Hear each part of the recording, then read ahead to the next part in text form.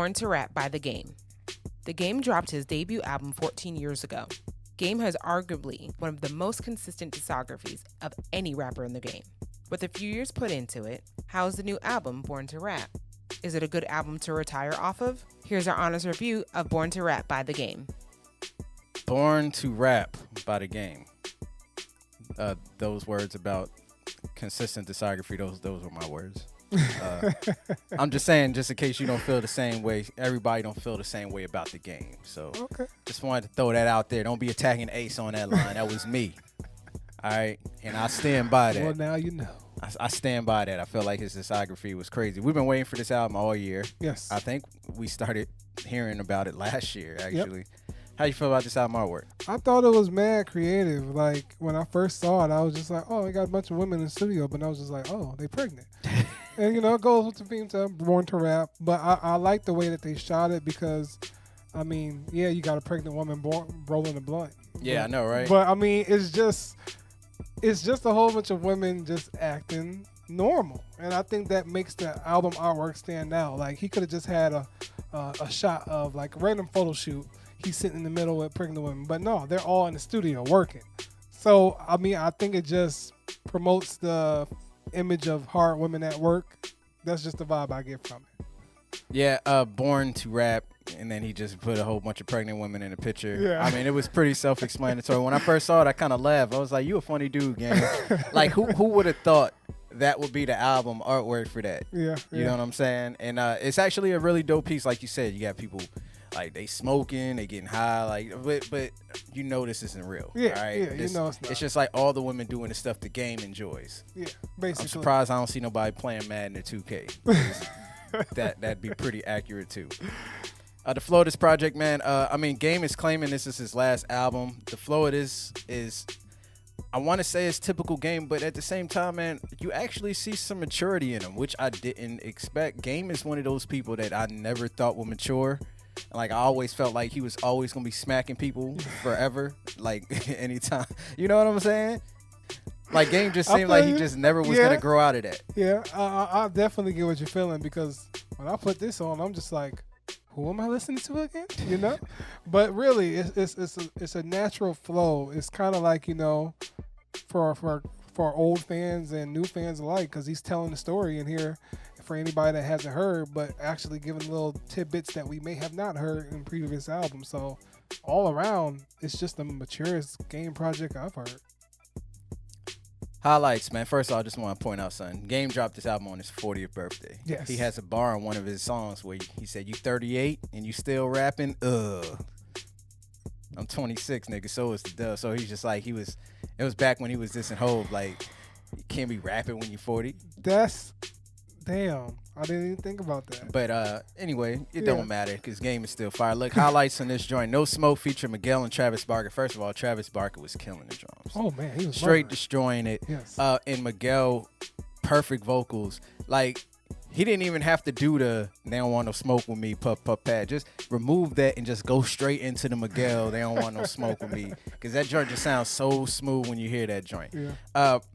Carmen Electra, man, featuring Mozzie. I had to bring that up, man. Him and Mozzie been having a great year with his verses, man. Him and Mozzie actually had a really dope vibe in there. I like the sample. If I'm not mistaken, they sampled D'Angelo. Yes. Devil's Pie, which was on the Belly soundtrack. Dead Homies featuring Red Cafe was dope. I thought when I saw Red Cafe's name, I was just like, man, where the hell he been? Like, that dude been going for a minute. But anyway, surprisingly, I liked Gucci Flip Flops. Born to Rap is fire. I wasn't expecting. Normally Game got some classic shit on his albums, and I feel like he had a lot of classic moments on it. So Born to Rap was one on. Welcome Home featuring Nipsey Hussle, fire.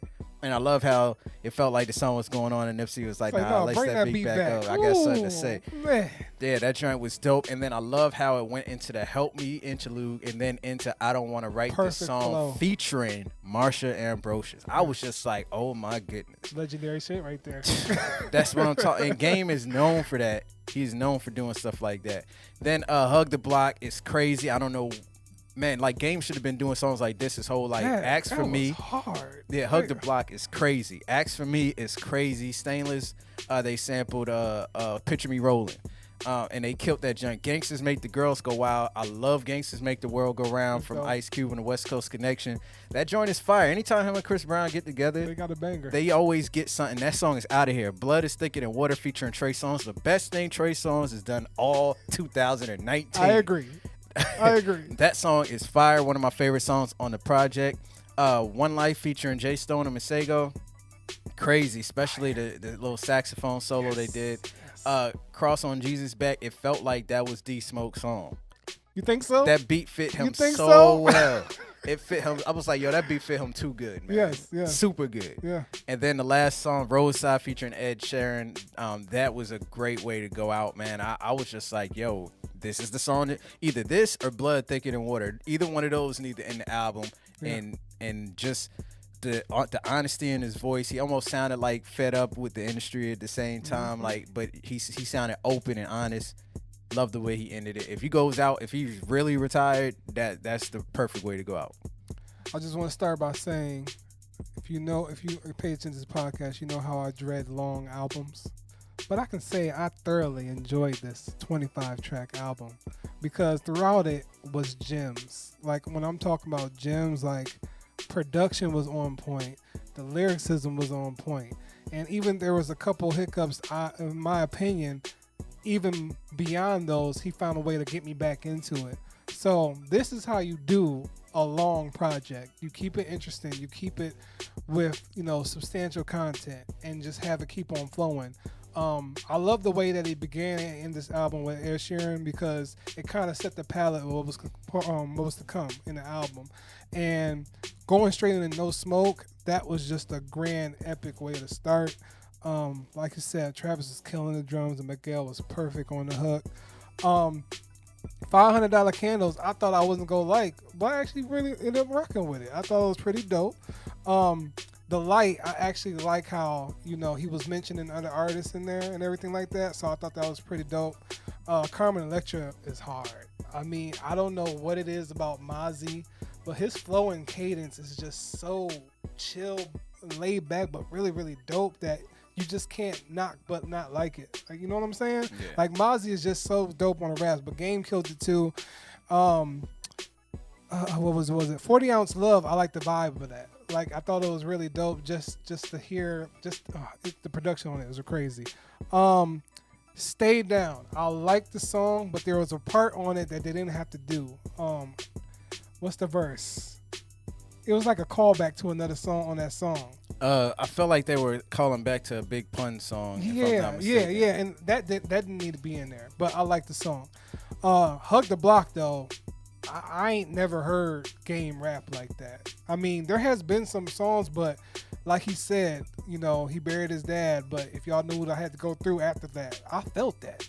And the way that he talked about every bar on the song, I was just like, yo, this is like one of those songs from the Game where I like Game, because I really like Game where he gets really into not his feelings, but like his past, his emotion, his life, because he opens up a lot. And that second verse was about his brother. Oh, yeah? Okay. Stainless, I thought Ask For Me was dope as well. Stainless with Anderson .Paak was fire. Gangsta Make the Girls Go Round, it just has that vibe.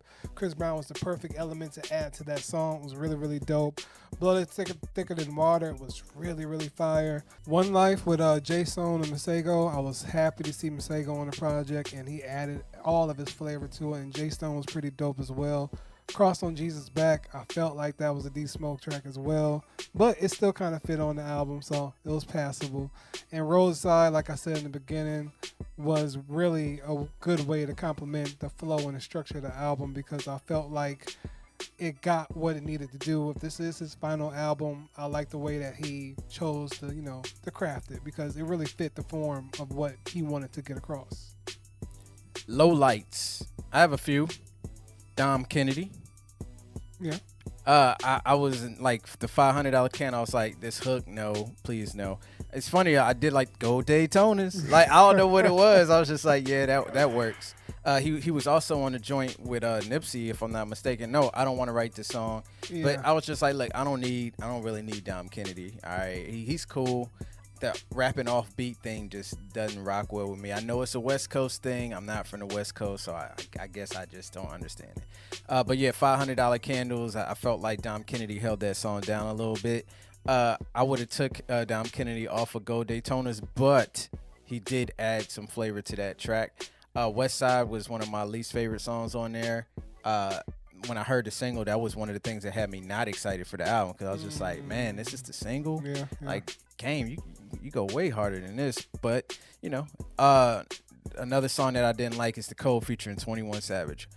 I was like, how do you follow up I Don't Want to Write This Song? Thank you. With that. Live by the code, die by the code, whatever. I don't care. Don't want to hear the song ever again in life. And then Rewind Part 2. I didn't need that at all. I was just like, look, Nas did such a good job on it. Game, you are one of the biggest chameleons in the game. You could adapt to anybody's style and use it really well. Didn't want to hear you doing Rewind. I really didn't. I like Nas's version too much. Didn't care for your version at all. No.